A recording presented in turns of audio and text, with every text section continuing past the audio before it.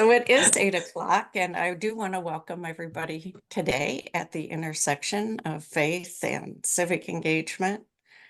Faith, community, and civic leaders coming together to learn, to connect resources, people, and relationships, um, and to make San Antonio a more compassionate place, caring.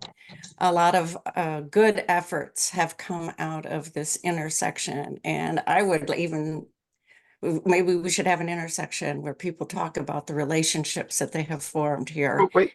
So I would even say there have been a lot of great relationships that have come out of this as well. So that's the icing on the cake. That's the benefits package. So grateful that you're all with us this morning. We're going to go have a few announcements. Just give people a little bit more opportunity to sign into the Zoom room. Does anybody out there have announcements that they would like to share? I sent some, yes? Yeah, quick announcement. NAMI is hosting the 17th annual NAMI Walks on September 28th at Morgan's Wonderland. So we hope that everybody in the community is going to come out and help support better mental health. Thank you, sir. That was very helpful. How are your plans coming? Are you still breathing, or are you using a brown paper bag these days since you went from one big event to the next? And you're hyperventilating. It's all good. That's great to hear. What's also great to hear, and I think great to see at Pathways to Hope, but I'm starting to see it in other directions across our community, is a lot more work in terms of youth. Youth mental health, but youth engagement. I'm seeing it in lots of places, and that is beyond great news. It's important. Kendra, you have your hand up. First of all, good morning, everybody. Good morning. Good morning. So, I just wanted to say that Hope does have a resource fair tomorrow. I will be hosting a resource table at, I think there's about 130 other vendors from the information that I got. It'll be in the parking lot there at One Haven for Hope Way. So if anybody wanted to show up for that, it's from 9 a.m. to 11 a.m. at Haven for Hope campus. Right. Thank you, Kendra. Parking lot, 9 to 11. Be there, right? Other announcements. I'll add one, Ann. So sure. Sacred.org is hosting our quarterly user group luncheon. It'll be October 14th at 11:30. We're going to be releasing we'll be sending out a link for registration. And we'll be doing that probably in the next day or two. So if you want to get that, you can sign up for the newsletter, which I'll put a link in the chat for.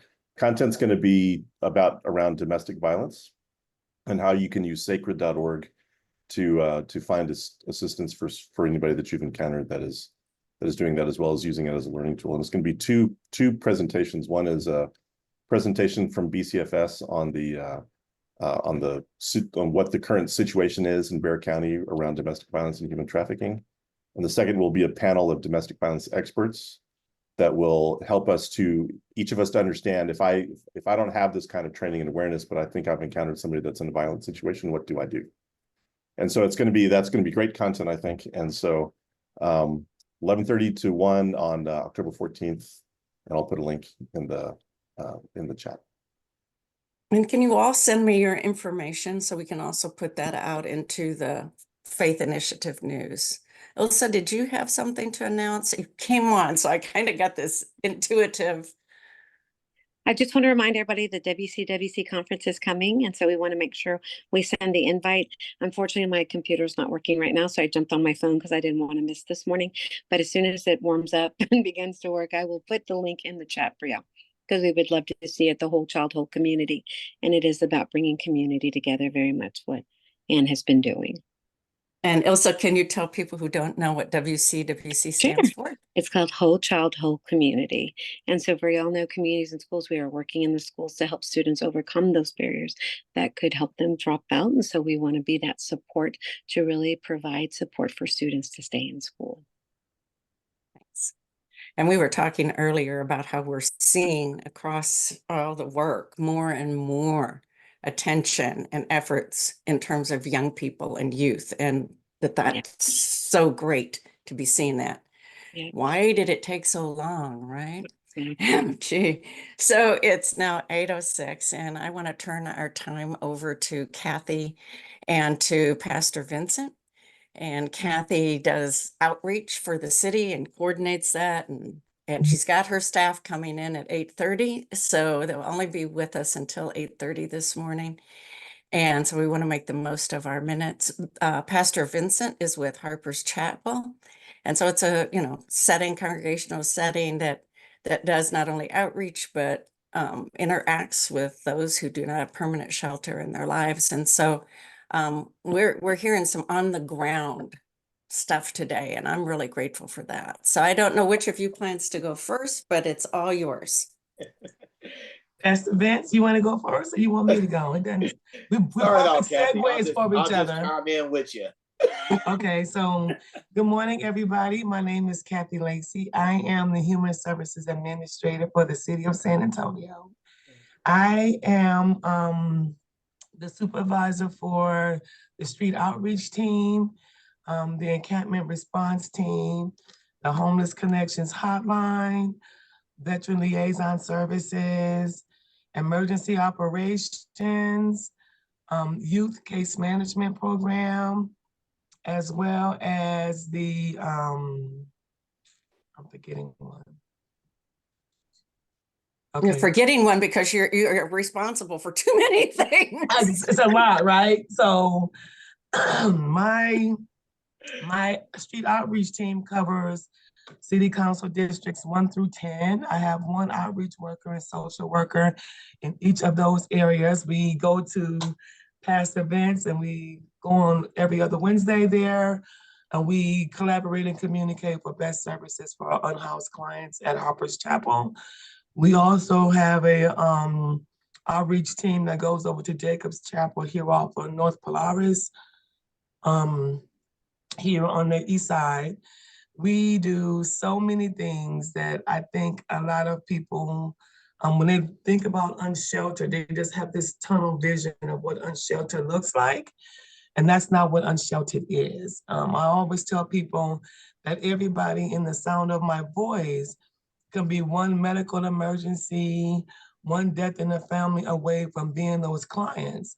And that we need to turn that look of just homelessness to a look of humanity and compassion to be able to meet the people where they are and help them find whatever it is and recognize that to get them housed. So,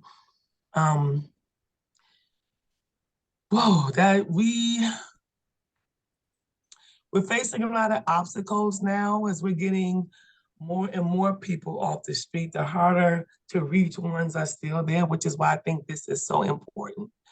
And I think it's important because we can do one part, Pastor Vince can do one part, Mr. Bill can do one part, Mr. Doug can do one part. It's all of these collective parts that help us be able to meet people where they are, and to make sure that we can get people stabilized, whatever that looks like for them, right?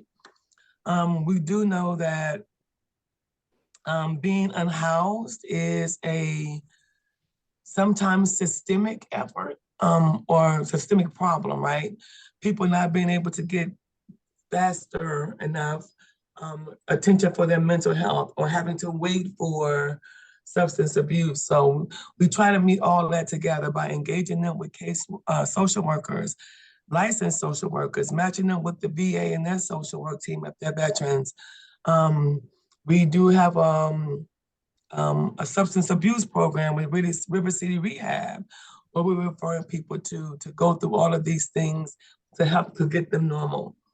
Meeting people where they are isn't the easiest thing, but it's something that has to be done to fix the problem, right? And I don't know what else I need to say, but Pastor Vince, you can feel like you can jump on anytime you want to. Perfectly fine with me.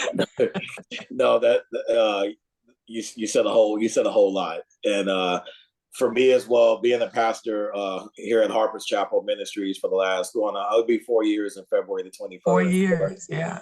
4 years, went out and running. You know, it is a family church, the community that my family's from and I'm from. But for me as well, as a pastor, I just knew biblically that, you know, the Lord tells us not only in the Old Testament, the New Testament, about taking care of the widowers, the orphans, and the poor.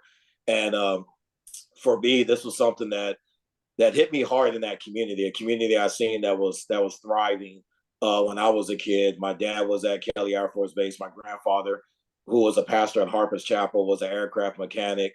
It was a thriving community. So going back to the community and seeing the fentanyl, the opiate crisis, and seeing all our houseless brothers and sisters out there, and I have some that are childhood friends that are out there on the streets now as well, with addictions and mental problems. So I knew that the church had to be at the forefront of this. Not only it's a battle on the forefront, but it's a spiritual battle. So I look a lot of it as spiritually as well. So I knew that we had to get involved. And then in 2021, I just happened to meet Ramon, that was part of the DHS outreach team at the Fred Garrett Center. And I kind of just told him the vision that I had. And we discussed it together back in the summer of 2021, even during the pandemic. And within a month, we got our first gentleman off the streets and into Haven for Hope. So I was like, okay, we're on the right track. I think this is where we need to be.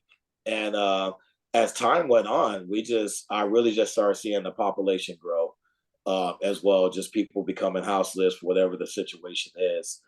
And so I tried to tell all the other pastors and just in the community where I'm at, this is where we need to be. This is what we're supposed to be doing as a collective. It's going to take all of us. It's going to take the community. It's going to take all these different nonprofit organizations to get involved. And that's been a challenge for me as a pastor, as clergy. That is the hardest challenge that I have struggled with, is getting more faith-based involved. And it's been a challenge. That is fascinating. I was just thinking about the two of you being a living example of at the intersection. I mean, this intersection is the one of, you know, faith and society, of faith and civic engagement. And just the three of us could have a real in-depth conversation, but there's more of us here today. Why is that intersection, this kind of work, important? You know, So for me, the intersection work is important because, you know, I always think about, I grew up in the church, right? And I think, you know, through my military career and all of these other things I've done, the thing that has kept me grounded and focused and what feeds my soul is this work that I'm doing. So the intersection for me may appear to be personal, but I'm giving what God gave me to give to other people, right? The ability to communicate and get resources and work through systemic problems. Those are not things that I, in my military life, was trained to just think in the black and white. In my soul, it's seeing things of all colors, right? To be able to fix the problem. And I know that we can't be successful without challenge ourselves to walk through this intersection and see what the problems are, because that's where you solve the issues of the community, is going through this intersection of faith and civic and politics and all these other different things that play a role in how we are able to serve our community and be better stewards of this place that we all have to be together, right? So that's how it is for me. Pastor Vince may be different, but that's how it feels. Well, to and me. what you've also described, Kathy, is that this is your intersection as well. So, which I think in our dominant culture of that separation, we can even separate in our own minds, right? That my faith is somehow separate, right, from what they do in the world. Vincent, tell us why you think this intersection between government efforts, nonprofits, the faith community? Why is that important? It's it's very important, and for me as well. You know, I look at the religious aspect of it. I understand different denominations and the things that go on with that. You know, we're so involved with the politics and the government, but when it comes to getting involved with the community, it's like we step back. We step back from that. You know, it is very important because even with me, I tell the pastors, I'm like, you don't have to do. So the conflict is harm reduction. You have some pastors that don't believe in harm reduction. You have some pastors that don't want to get involved with this situation with our houseless community or whatever the case may be. But I let them know that we all could play a small role. We all could play a role to where you don't have to do harm reduction. You could be there to be a prayer warrior.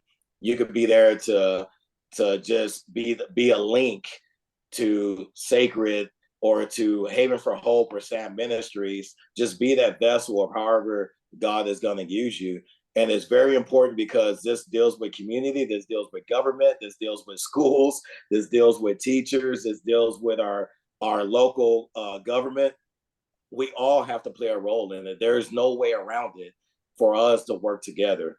Haven and Hope has a responsibility, just like Sam Ministry, just like Cortisone, CAM, DHS. We all have a role to play, and it's biblically mandated for us to redeem those beyond the church walls. It has to happen. Isaiah 61 talks about the Lord of the favor. It talks about restoring the broken walls. Our community is broken. It's broken, completely broken. It talks about feeding the poor, Matthew 25:36. There is just no way when Jesus talks to the righteous on the right about feeding the poor, and he talks about the ones on the left. So when we try to get around that, there's no way of getting around it. It's how are we able to talk to our congregation about their role and what they want to play? And that was a hard conversation I had to have because I have an older congregation, I have a middle-aged congregation, and some that don't want to serve. So there's just, I had to find a way to utilize what gifts they have and how they want to serve. And that has been a way for it to work, is preaching these sermons where it talks about not just reproof and correction, but it talks about how we're supposed to have love and compassion when we're dealing with the less of these, the ones that are going to be out here addicted, the ones that are prostitutes. But these are all moms. They're somebody's child. They're somebody's brother and sister. So for me, it has to be talked about. It's a very important issue. And why do you think, before I forget, it's 8:18, so I'm going to do a little sidebar here. Both of you are using the term houseless. Mhm.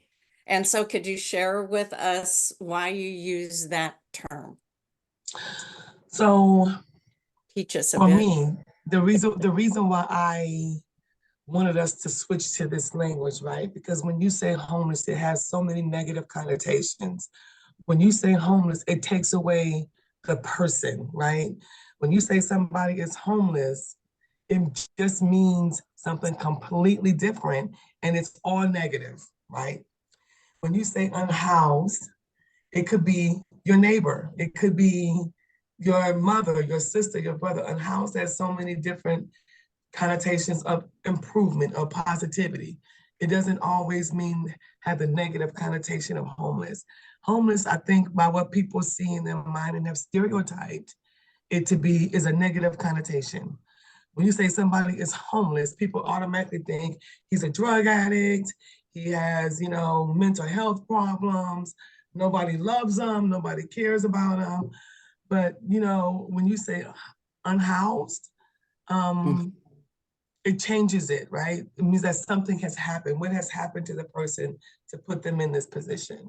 And so I'm glad that we as a community has changed our language in order to help try to change the mind of the community, and quit saying negative, putting people in a negative light.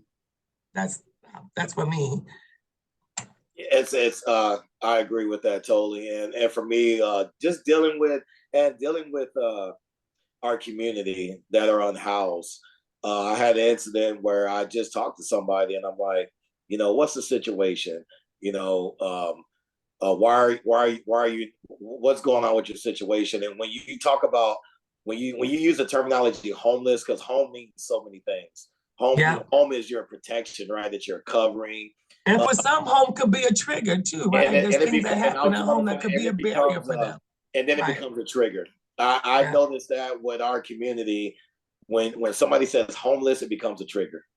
And so I have taught really groomed the congregation and the volunteers to steer away from that as well. And once you just talk to them about why are they unhoused, it's amazing how they open up. It's amazing how they open up. And one thing that I've learned in talking to people is to ask them what happened to you, right? If you ask people what happened to you, you get a lot more conversation and a whole lot faster. And they kind of cut to the meat of all that other stuff, right? And they can communicate. They know they got somebody who they want to communicate with. So all of those things, I think, help us get to where we need to be as a community, but it does so much more for that client. It shows that client that somebody cares. And in caring, you can find healing, you can find safety, you can find compassion. All those things come in that. Definitely. And if you talk to any outreach worker, whatever organization it is, you would know that there's a relationship built. So as you start building that relationship with our community and with these clients, now you're on a first name basis anyway. Yeah. And there's probably 55 to 60 that come to the church on a daily basis every day.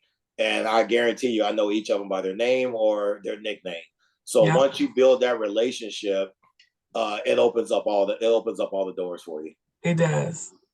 And I see, I was just scrolling through the names that are here, and I know everybody here is going like, amen and yes to that, so you got a lot of affirmations sitting here. I want to give people, we've got 7 minutes. I want to give people a chance to ask questions before you have to go. So I want to open it up. If anybody has a question, just open your mic or raise your hand, whatever you need to do. So yeah, hey y'all.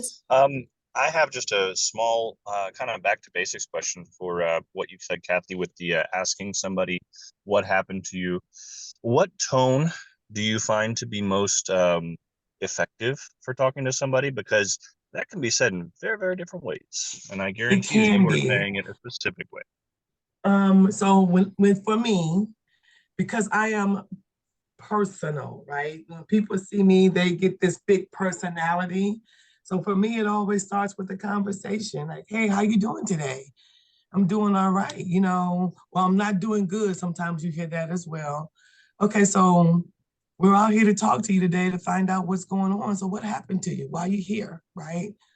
And then they start with, well, this one gentleman in particular, my wife died a couple of years ago, and our income together, this whole story.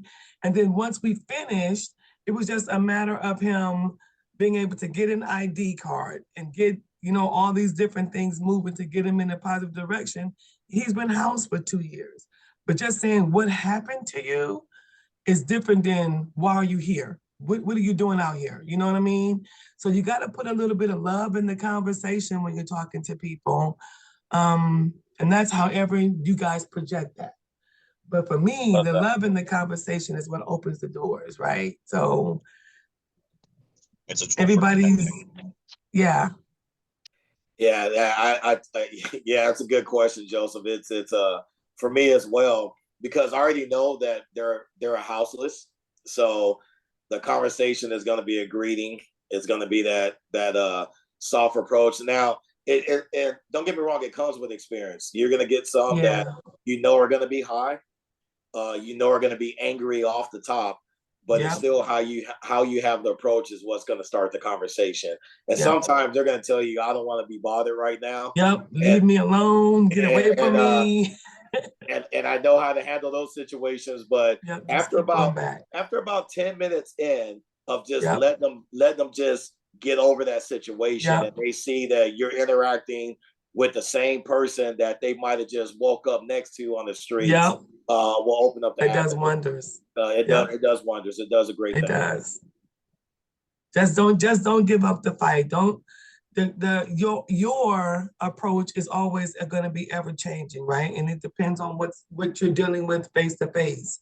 You'll look at somebody and know that he's not going to be able to receive what you have to tell him today, because he's already telling you, get away from me, don't talk to me, just go around the circle, right? Go to the next person, and somebody receives help. And even if he don't want it, whatever you have to give it anyway.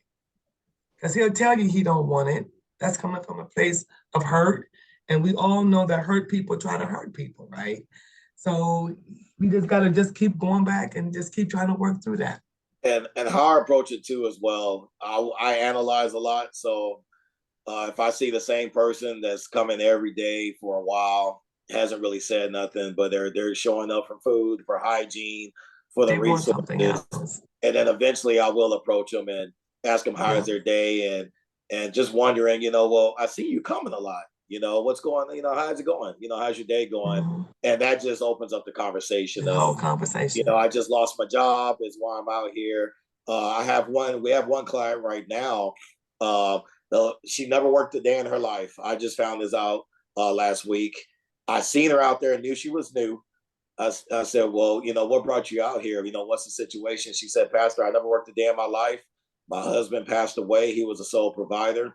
I have a 6th grade education. I just didn't know what to do. I didn't know how to pay the bills. Was never taught how to pay the bills. So I lost our home. And in the process, I didn't know where to go for the resources at the time. So I ended up out here on the street. So I'm like, okay, we could deal with that. You have no addictions. You have no alcohol. There's no addictions. So we could try to work with you ASAP on that, because we know that she's ready. She's ready to get back into some type of housing. It's the ones that have been out here for years that it's going to take a longer process. That's the harder work. Yeah. So it's 8:27, and I know that you all have to leave at 8:30. What I've been mulling in my head while listening to you is that challenge about getting the faith community more involved.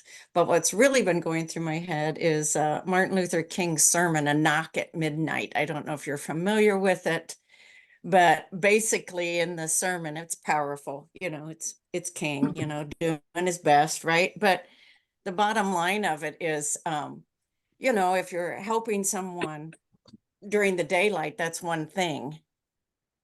But if someone comes knocking at your door at midnight, what is your response then? What's your response? Yeah. And so, that's what I hear. I know y'all are working during the daylight and everything, but I also hear such a huge amount of commitment. And I know there's a lot of hard work going on across our community and on the ground, and such commitment by people. And a lot of those people are here today. And so I just want to say to both of you, but everyone else that's listening in, thanks for, answering that knock at the door every day and going above and beyond. I'd love to have the conversation about how to get the faith community more involved. That's what I'm doing our best. But I would say they just need to wake up. I was going to go into that conversation, but it's 8:29. Yeah. Kathy will probably leave. I have a few more minutes, so I'll stick around. I think Pastor can help you with that topic about how to get more communities involved, because it's so funny. I'm going to say this, and then of course, the other day I was telling someone that we have all of these churches that are willing to give out food and give out all these other things, right? But why can't they give it a little bit more? It's more than about feeding someone. It's about bringing all of that together to a safe space. They have a line around the corner, but if we need the help and support of them for cold weather shelters or, inclement weather places for people to get warm, the doors are closed. So Pastor, and I'm not just saying this because he's on here, Pastor is open 24 hours a day, 7 days a week. whenever his community or anybody else's community needs that from Pastor, Pastor doesn't say, oh no, we can't help you, oh no, we can't, you know. So I was just telling, and I was glad this came up today because I was just telling somebody that yesterday. So we do have to do better, all of us collectively, right? But when I grew up, the church was the mainstay of the community. And no matter what, people could always go to the church. Not so much now. And I wonder why that is, right? Is it out of fear? Is it out of, well, I'm gonna say this too. We got a lot younger pastors now than we had when I was growing up. They're a lot younger in age, right?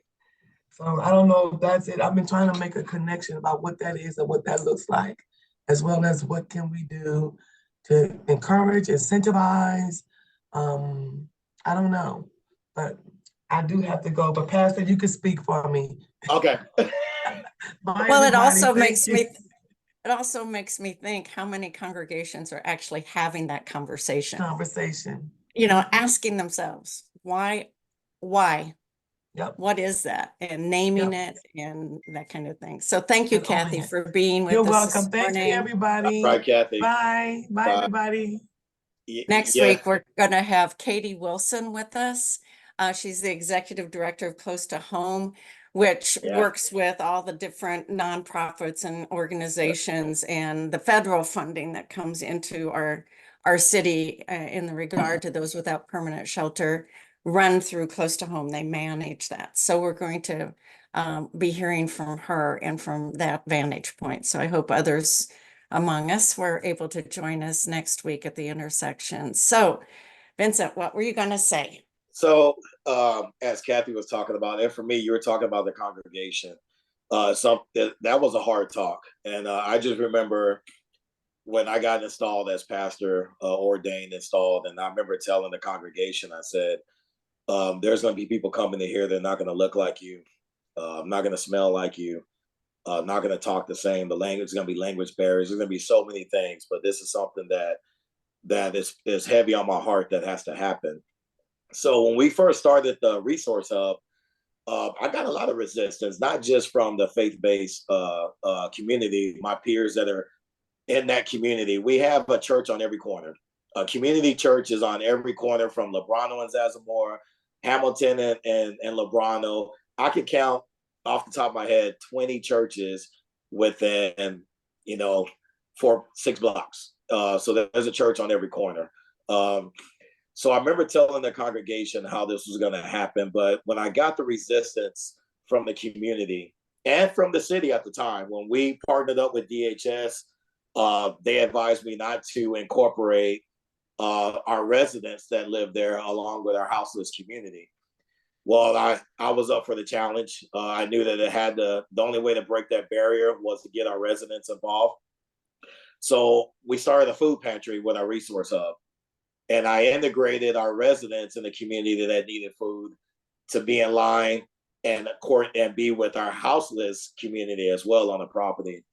And it was rough starting off, but within about 6 to 8 months, I started seeing a change. I started seeing the neighbors talk to our unhoused community by name. I started watching our neighbors talk to Dwayne or whoever's walking by that might drop trash. Hey, pick up your trash, man. Put it in my trash can. I started seeing the communication. I started seeing barriers drop.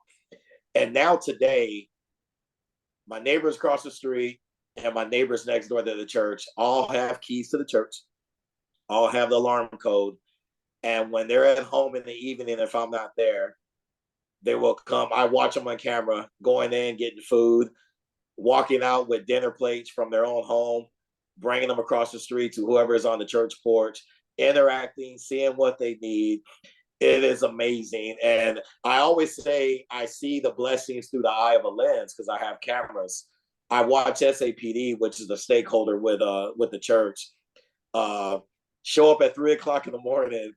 And it was one of our clients sitting laying on the porch, and they woke him up and they said, "Hey, are you okay?" He said, "Yes, sir. Do you know who Pastor Robinson is?" "Yes, I know. He told me we could sleep here." Okay, all right, if you need anything, we'll be in the area. So I'm just seeing the barriers break. I'm seeing the walls get broken down by having that happen. And it's amazing. And now I'm seeing our residents wanting to take care of their homes, wanting to take care of their front yards, wanting to clean up as well. So that's why it's important in that intersection for everybody to be involved. And now you have our residents fighting for the unhoused, as in Dollar Tree. I don't know, Ann, you remember when they put that noise up, that decimal noise to run them off, and we had to go over there and deal with that. And because not only affected the unhoused community, it affected our residents because they had to go to work and they're hearing this loud decimal noise all night. And so it's just amazing to see how the community has come together. And we know when they're ready, we're ready. And as we know, the ones that are not ready, they're just not ready. But we have to do our best to be ready when it's time for them to be ready.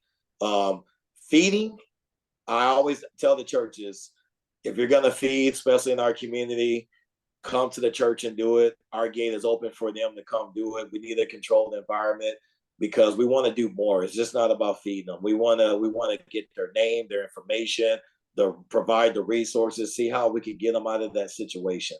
There's that terminology, when helping hurts. There's a part where you could you're going to start hindering and not helping.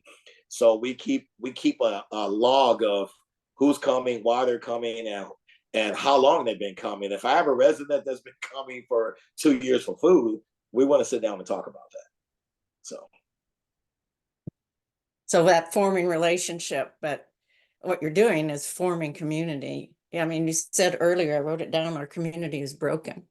Yeah. But what you just described is that your community is also healing, and becoming more attached and more relational. And man, if we could all see that, happening. And it's, a part of the culture. There's some, we got major disconnects. So it's all around us. Any other thoughts or questions while Pastor Vincent is still with us this morning? Sure, appreciate you. And I had a conversation with a pastor that's on the other block from the church, and we had a strong conversation. He's a good man, and he just said it's not for him. And I said, well, find somebody in your church. There has to be somebody in your congregation that wants to serve. And about a few months later, he ended up finding a lady that's a part of his congregation that actually lives in the Lincoln Heights, right across from his church, that wants to serve. And she's been doing it faithfully, serving. But I told him, I said, 6 months ago, I slipped up. I was talking to somebody and I drove off and I left the church unlocked, wide open, doors unlocked and everything. And because of relationship, it was amazing. God is amazing. I left the door unlocked. It's an old church. It's 85 plus years old. She's old. And one of our clients was sleeping on a porch. The door happened to just come open. And I didn't even set the alarm. No, I locked the door, didn't set the alarm. And the door opened up for some reason. And I see the gentleman gets up and he looks inside the church and he closes the door and he lay back down and went to sleep.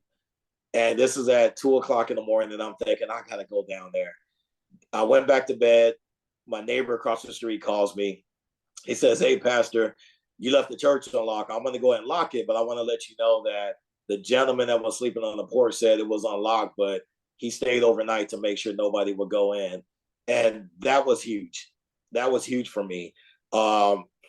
We had another incident where on camera, the guy rung the doorbell. I have a Ring doorbell camera. He rung the doorbell and I could see he was in crisis. I could see he was high and he was screaming out for help. I'm trying to talk to him through the camera. He couldn't hear me. He pulled the door open. He yanked it open. Alarm goes off. SAPD shows up. I get dressed. I show up out there. They found him down the street. They brought him back. And man, the door was almost off the hinges. And The officer asked me, he says, we have him in the car. He is intoxicated. He's a little belligerent. What do you want us to do? And I said, well, is he high? And they said, yes, sir. I said, well, go get him help. They said, you want to press charges? I said, no, I don't want to press charges. This is something that we could get fixed. So we fixed the door. And as the cop leaves, he said, you really changed my thought process just in what you just told me. The compassion you showed is going to allow me to give this man compassion. So they took him in to go get him his help. 2 weeks later, the gentleman shows back up to apologize, about tearing open the door. But he explained to me in this distressed moment that he knew nowhere else to go but to the church. And in that moment, he needed to talk to me at that time.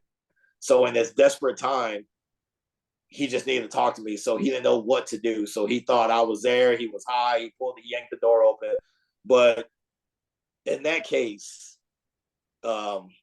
just where's the compassion? I understand the situation and the moment, but I knew he wasn't intentionally done. I knew that there was an issue going on, and I knew that it needed to be handled a different way. And with that, he came back to apologize. So I'm just enjoying what the Lord is doing. I'm doing my best to stay humble. I get cussed out on a daily. I see knives pulled out. There's so many things that go on. But what would Jesus do? That's all I got to say. What would Jesus do? And Lisa has her hand up. Lisa. Hi, thank you. That story is fascinating to me. This wasn't my original comment, but because there is this balance, right? I mean, we want to open our doors and welcome people who need help, but we also need to lock our doors for safety and for our safety, for preservation of our investment. So that's a really interesting dichotomy there. But my original question was, a lot of us go to places of worship that maybe aren't in areas that have many homeless people, or we don't have the resources really to stay open and do these wonderful things that you are doing. How can we help? How can we partner? How can we send volunteers? If you had a schedule of help that you needed, or times or something like that we could partner, we would love to do that. Definitely, of course. We have a lot of churches. We have a lot of partners that are outside the realm of 1604 that bring their life groups and come volunteer on Wednesdays or even in the evening. We have our after school program with our kids Monday through Thursday, Bible study with them on Thursdays. But in the process, we still serve our houseless community. So while we have our after school program with our youth, we also have volunteers that come from different life groups that want to serve our houseless community, and they will be passing out hygiene packs, snack bags, prayer, and just talking to them. And so I don't know if Ann, maybe you can circulate my email as well. And if y'all want, my cell number is 210-996-6841. Just send me a text as well. But yes, we would love that collaboration. It's been a blessing. I always say we're a church of the poor in the poor. 78207 is the most impoverished zip code in San Antonio. So we do depend on a lot of our brothers and sisters in Christ that are outside the outskirts, and they mount up and come. We actually had a surf day this past Sunday. We had surf day. Rise Church came from Helotes and served the houseless community. It was a beautiful thing. They cleaned up the community. They brought breakfast. They cooked on site, gave them eggs. They made eggs, waffles, bacon. So it was amazing to see. And that was just this Sunday. So those doors are open for you. However you want to serve. Anybody in your church, whatever they want to do, if they just want to be prayer warriors, they want to serve physically, however it looks for you, we're all for it. Thank you, Pastor. And can I just want to say one thing. So I really appreciate that. I just want to be clear. I'm not a brother or sister in Christ. I am Jewish, but I 100% share your vision and your work. And I just want to mention that, because sometimes language can be exclusionary. Yes, ma'am. Well, let me tell you, Lisa, you're still my sister. Absolutely. That's what I'm saying. Yes, ma'am. But let me tell you this. I'm glad that you brought that up. I also have on Wednesdays on a resource. We have Thrive SA that sets up, and I had to tell pastors. Here's the thing. We know what that deals with, right? But let me tell you something that Thrive SA does, regardless of what we know is represented. They go after that lost one. They go after that. They go after that one houseless teenager that has been kicked out because of their lifestyle. So they go after that lost one. In order for me to learn how they operate, I needed them on the property. I needed them to be next to the prayer table. I needed to see why they're in the situation they're in. And I'm finding out through that as well, that I'm finding out only God does the saving, right? We're just a vessel. But I had one friend that was in that situation and in that lifestyle that is now converted. And it's because of the love and compassion that was shown on that property and that dire need. He just ended up coming to church. I just kept working on him every day as he was coming to serve that community that he serves. And before I know it, he popped up in church. And before I know it, he was going through counseling. And before I know it, I seen some deliverances happen. So I totally understand where you're at, but I embrace all because this is going to take all. It's 8:47 and I'm going to close the room in compassionate respect for everyone's lives. I was just going to say, and Lisa is so good and bold and at that. I was going to say, we just watched the intersection happen within the faith community itself. So Lisa reaching out from another faith expression, another religion, and that intersection, especially, when we can in one way be dismayed when more of the faith community, even our own expression, isn't showing up. I get great hope and encouragement from, working with other faith expressions, people who care, even without any faith expression or religion. And that's where I get hope. And that's where we do the work. Anyone who cares, really cares. And we got them all here in this room. I'm grateful for all of you, the work you do every day, the purpose you find in it. And whether that's connected to faith or not, there is something going on inside of us when we say yes. And I am grateful for that something inside of all of us that says yes every day. So thank you for being with us this morning. And again, we'll do the last part of our mini series on those without permanent shelter next Thursday with Katie. Hope to see you then. Have great weekends. And thank you, Vincent, for taking the time this morning. God bless y'all. Love y'all. Y'all have a good day. Okay. Bye-bye. Hey, San Antonio.